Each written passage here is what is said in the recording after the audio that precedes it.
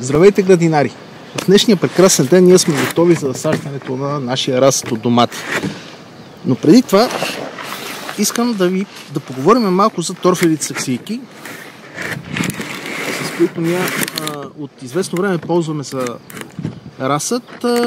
Те са познати доста отдавна, но още малко плахо така навлизат в нашето градинарство. Виждам, че все още повечето градинари ползват кофички от кисело мляко за разсада. Какви са предимствата на торфената саксийка? Торфената саксийка, в нашия случай използваме торфени табли, което са по много саксийки на едно от случая. Колко са тук? 12. Предлагат се в различни форми и размери. Ние използваме правоъгълни, има кръгли. Виждал съм от 5-6 см до 8, 10, 12 дори може да намерите. Тези са 8 на 8. Използваме правоъгълни, защото първо са много по-удобни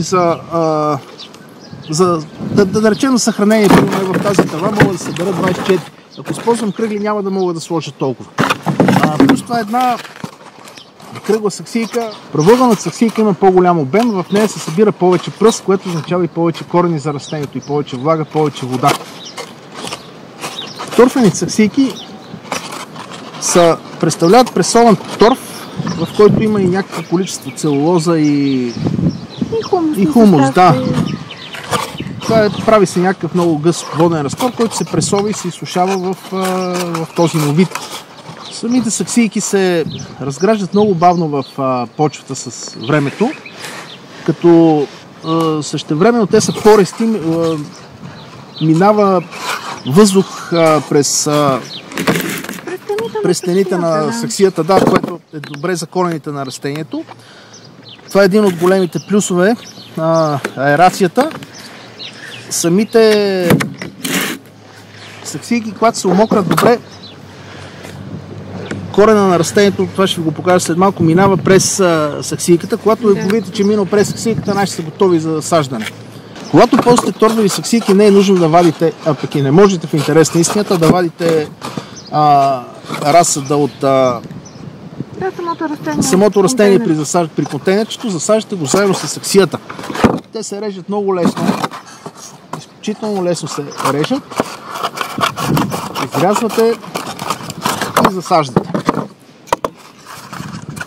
С попадайки в почвата, торфената саксийка започва да се увлажнява от водата, което вече провокира корена. Корена минава през порестата повърхност, без да се нарушава корена. Значи, има растения, които не обичат да се нарушава корена. Краставици, патладжан. Да, и те изключително са удобни за това нещо. Защото не вадите, не късате корена, просто засаждате корена, пробива саксийката и продължава да расте. От друга страна, торфената саксийка, докато се разлага, започва да отдава вещества на корените около нея и да ги подхранва. Да, това е също голям плюс при торфените. Една малка особеност не бих я нарекал дори недостатък. Това е начина на поливане. Докато в пластмасова саксийка успявате да задържите влагата по-дълго, тук поради порестата повърхност тези саксийки съкват малко по-бързо. Обаче хубавото нещо е, че вие това го виждате, когато саксийката е изсъхнала. Ние ги поливаме по този начин, както са поставени тук.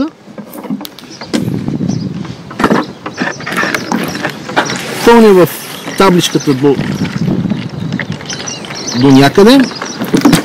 Торфената саксийка се намокря и тя се умокря цялата. Започва да вдига влагата лека по лека нагоре. Ето виждате. Да, може да обърнеш отвътре. Така, и по този начин вие винаги лесно може да прецените дали е сухо или мокро. Това не е недостатък. Всъщност това за нас е едно голямо предимство, защото сме свикнали и ги наблюдаваме по този начин. Много е удобно. С маркерче тук си написваме какво сме засадили. Това примерно. Какво е така? Оранжево чери. Те затова са и такива дълги, то не може чери да не е дълго. Ето това е една торфена саксия, която сме ползвали миналата година. Тук виждаме как корените са минали успешно през стените на контейнерчето и самото растение расла в почвата спокойно. Да, и като извадихме, много интересно, не се е разградила напълно. Чупи се, къса се, но продължава да го държи. Направени са от порест материал, имат достатъчно възможност за аерация по време на растежа на самия разсъд. Те имат достатъчна механична якост да издържат, докато растението още е в разсад, докато още поне в почвата. В смисъл да не се опасявайте, че може да се разпадне кофичката, докато разсада е в нея. След като попаднат в земята, ви казах, те започват да се разлагат лека по лека, корените да минават през тях. Също така, докато преди да ги засадите, те са достатъчно пористи, за да минава въздух през тях. Т.е. корените са достатъчно добре аерирани и същевременно съдържат влага.